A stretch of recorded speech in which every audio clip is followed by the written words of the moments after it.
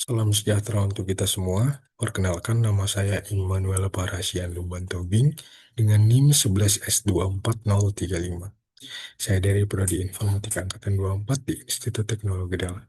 Nah, pada kesempatan kali ini saya akan membuat video presentasi mengenai proyek pada mata kuliah pemrograman berorientasi objek atau PBO.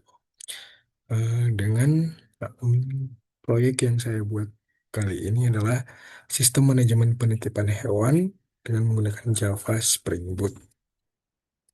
Nah, jadi adapun patokan saya untuk membuat proyek ini adalah modul proyeknya, di mana uh, pada proyek ini struktur proyek aplikasinya harus rapi, kemudian harus menambahkan fitur-fitur berikut dan harus menampilkan UI-nya juga dan deploy nanti.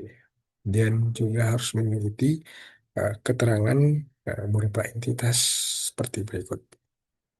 Nah, oke, baiklah. Kemudian kita lanjut ke pembahasan yang selanjutnya, yaitu latar belakang saya membuat ini adalah ada 3 poin utama, yaitu kesulitan mencatat durasi penitipan secara manual, kemudian kesalahan perhitungan biaya, dan data hewan yang tertukar atau sulit dilacak oleh pemiliknya.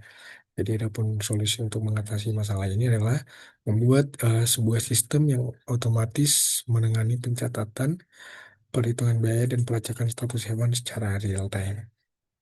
Kemudian di sini kita masuk ke pembahasan mengenai struktur proyek aplikasinya. Jadi struktur proyeknya bisa kita lihat di sini di VS Code-nya, Visual Studio Code-nya. Nah, kita berangkat dari main-nya itu. Nah, main itu adalah disebut juga lokasi logikanya. Jadi di main ini pertama kita bahas tentang views dan controllers yang merupakan presentation layer. Ya, views dan controllers di sini. Jadi ada views dan ada viewsnya. Jadi kemudian di sini ada controllersnya di sini. Pet controller dan user controller. Mana ini berfungsi untuk menangani antarmuka dan request dari user. Kemudian di sini ada service yang merupakan business layer, services di sini. Nah, ada page service di sini yang berfungsi, page service ini yang berfungsi sebagai pusat logika transaksi dan alur bisnis. Kemudian yang selanjutnya ada entities dan repositories. Entities di sini, nah, entities dan repositories. Jadi, entities dan repositories ini adalah representasi tabel database dan akses query SQL-nya. Nah, jadi, pada pet repository ini ada query SQL-nya di sini. Ada memakai select dan ada juga memakai order by di sini. Oke, selanjutnya kita lanjut ke config, utils, dan interceptors. Config, utils, dan interceptors. Ya, jadi folder-folder ini yang berisi beberapa file ini berfungsi sebagai konfigurasi keamanan, validasi sisi, dan konstantan. Jadi itulah fungsi dari main atau logika lah, atau istilahnya itu adalah back-end-nya dalam sistem yang saya buat kali ini. Oke, kemudian kita di sini berangkat ke tesnya. Jadi tesnya ini di sini ada testing atau pengujian, di mana folder test yang dibuat di sini itu berfungsi untuk memastikan kode berjalan benar sebelum aplikasi dijalankan. Jadi beberapa unit testing di sini seperti ada di config, controller, PTO, entities, interceptors, dan service di sini itu menguji bagian-bagian kecil. Misalnya apakah rumus biaya per jamnya sudah benar, atau apakah validasi nomor HP-nya bekerja, gitu. Jadi ini adalah untuk ngetes si main-nya tadi, main yang ada di sini, yang berisi beberapa logika. Misalnya di sini di service ini. Jadi di sini terdiri dari beberapa logika seperti mendeteksi perubahan jenis kategori di sini dan banyak logikanya di sini. Kemudian, wih, kita masuk ke pembahasan selanjutnya itu adalah mengenai fitur-fitur yang ada pada sistem yang saya buat. Jadi, karena sebelumnya saya sudah melakukan deploy atau hosting, jadi Pak, kita tidak perlu untuk memakai localhost dari Visual Studio Code-nya. Kita bisa langsung akses link berikut ke internet sebagai link uh, proyek saya kali ini. Nah, jadi di sini kita kembali, kita masuk ke bagian tampilan awalnya dulu di sini. Nah, jadi inilah bagian tampilan awal ketika kita mengakses link tersebut. Karena kebetulan di sini saya sudah memiliki akun, maka atau kita coba saja fitur daftar di sini. Misalnya kita masukkan nama kita.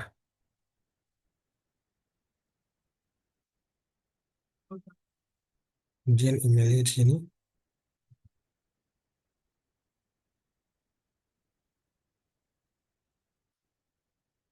dan masukkan kata sandinya.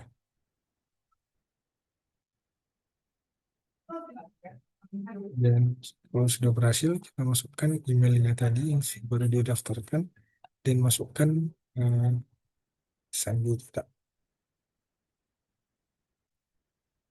Dan inilah tampilan awal ketika kita belum menambahkan data apa-apa. Jadi di sini belum ada data.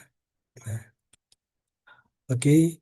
Untuk menguji fitur-fiturnya, mungkin saya akan masuk ke hal yang sudah saya tambahkan sebelumnya. Maksudnya akun sudah saya.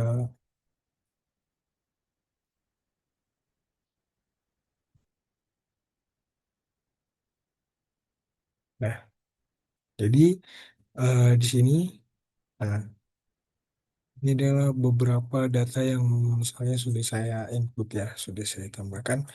Ya, kita di sini kita masuk, misalnya ingin memasukkan data, kita menguji fitur tambah datanya. Misalkan di sini saya ingin menambahkan data anjing. Nah, penjelasan sebelumnya saya ingin menjelaskan bahwa ya, untuk anjing dan kucing itu saya membuatnya beberapa kriteria, di mana untuk anjing sendiri ada kriteria kecil, sedang, dan besar, dan harganya juga berbeda untuk setiap jamnya.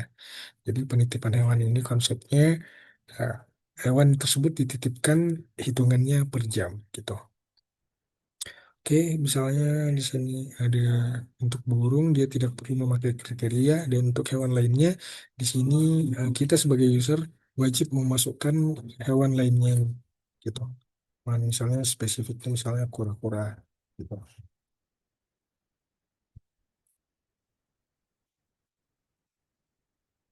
Oke, misalnya di sini saya memasukkan kura-kura, misalnya jumlahnya satu, di sini deskripsinya kura-kura berukuran, ya. Kemudian masukkan nama pemiliknya di sini. Kemudian kita masukkan nomor teleponnya. Di sini kan katanya minimal 9 digit. Jadi kalau kita mengujinya sebanyak 8 digit, misalnya di sini, nah, maka gagal untuk menambahkan data ini ya, data nomor teleponnya, nomor HP-nya. Kemudian di sini kita akan mm, menguji dengan lebih dari menguji dengan 9 digit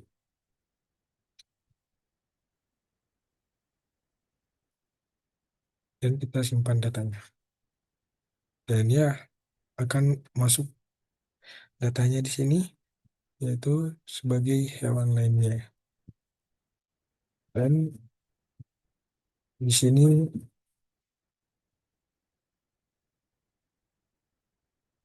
kemudian di sini kita masukkan misalnya gambarnya yaitu kura-kura sebenarnya ini tapi dan berhasil dia akan masuk.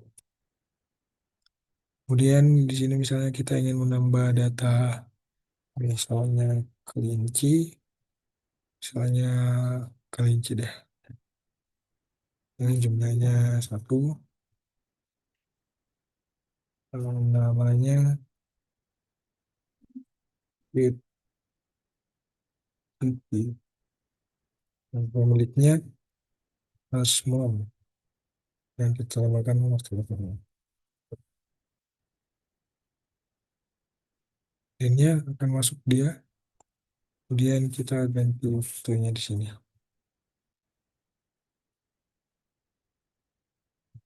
Dan ya berhasil. Oke, kemudian di sini kita akan menguji fitur ubah data. Misalnya di sini kita ingin mengubah data ini, si reptil ini menjadi misalnya kita ubah menjadi hamster atau anjing aja deh.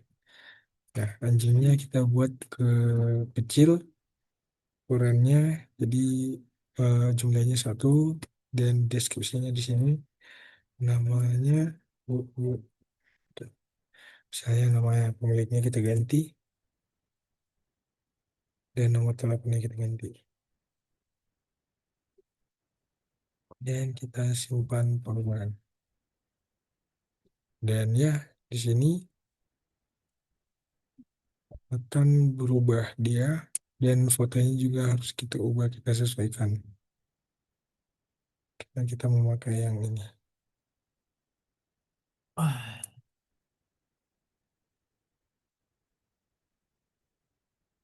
dan ya berhasil. Kita berhasil merubah data yang dari yang tadinya itu hewan berjenis lainnya yaitu kura-kura menjadi anjing di sini.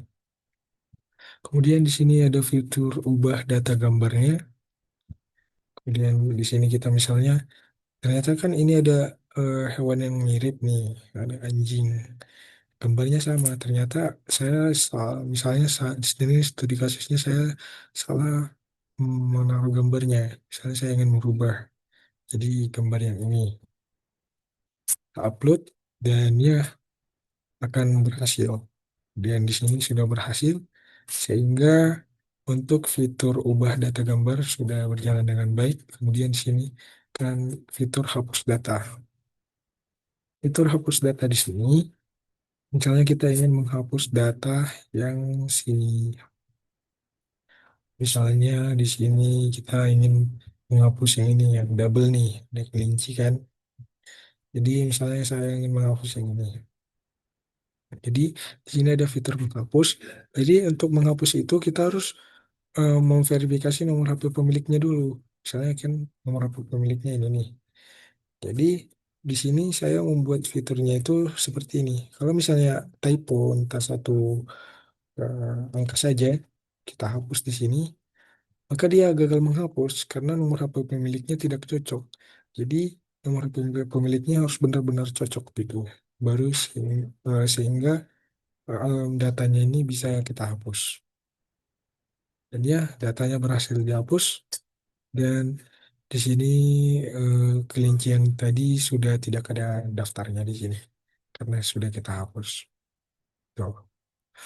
Kemudian di sini ada tampilan daftar datanya.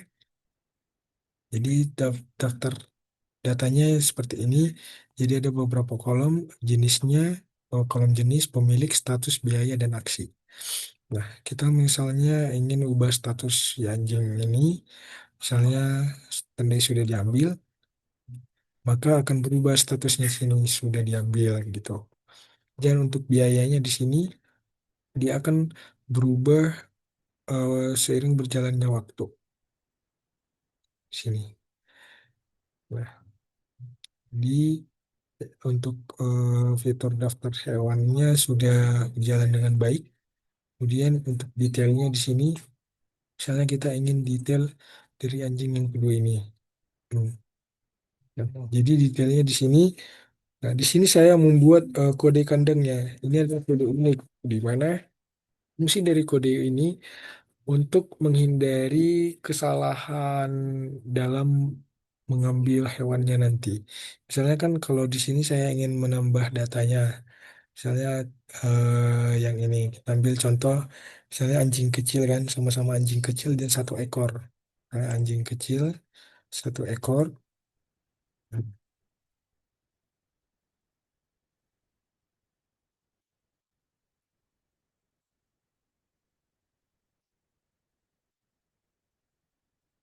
kita simpan datanya. Nah, jadi di sini kodenya bro beda dia. Kan di sini ada anjing K001. Nah, jadi walaupun jenisnya sama anjing kecil, maka ini dengan adanya kodenya ini itu akan menghindari kesalahan data dalam kandangnya gitu. Jadi nanti ownernya nggak salah mengambil anjing karena misalnya ada anjing yang mirip lah gitu kan. Jadi dengan adanya kode kandang ini maka dia akan em, untuk dia datanya tidak akan salah gitu. Kemudian di sini kita lanjut ke fitur selanjutnya. Untuk fitur detail tadi seperti ini.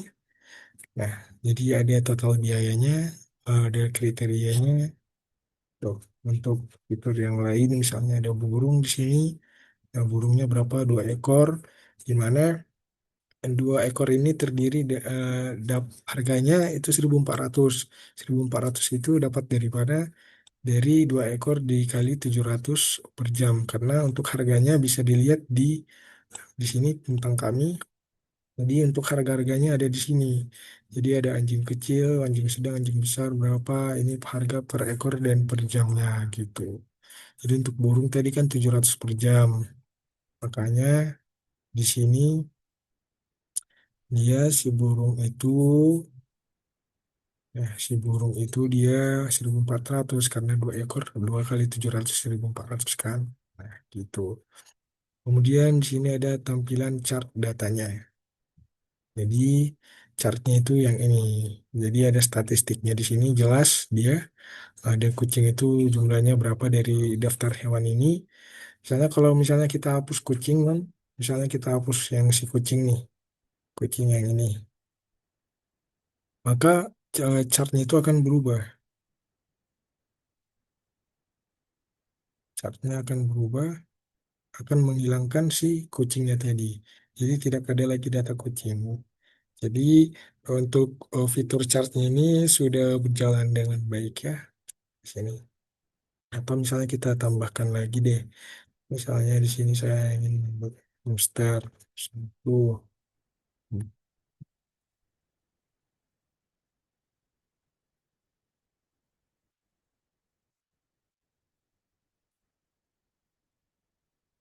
tersimpan, maka chartnya akan berubah, akan menambahkan si hamster di sini.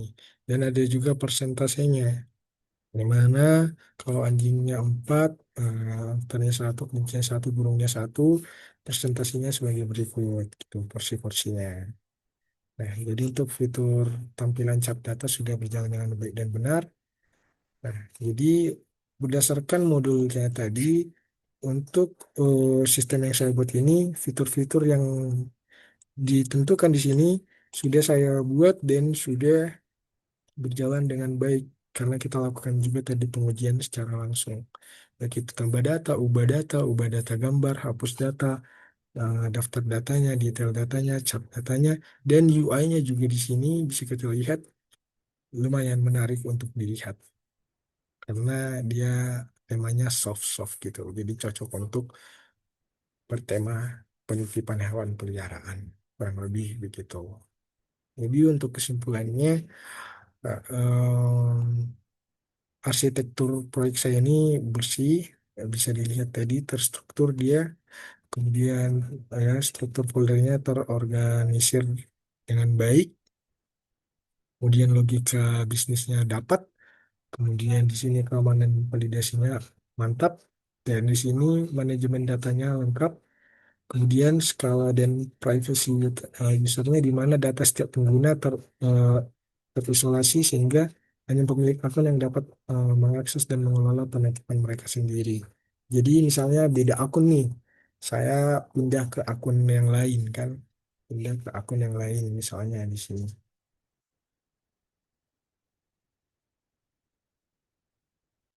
Misalnya di sini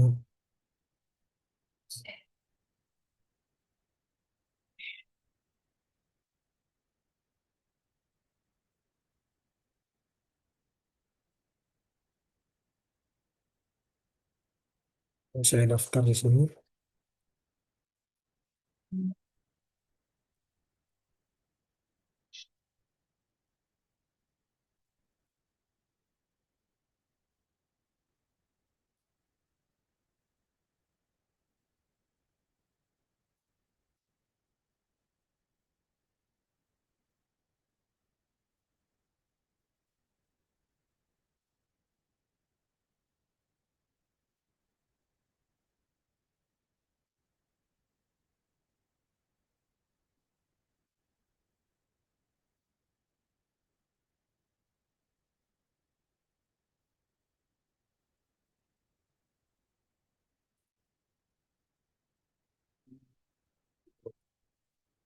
Udah tidur, jadi itu yang satu nih,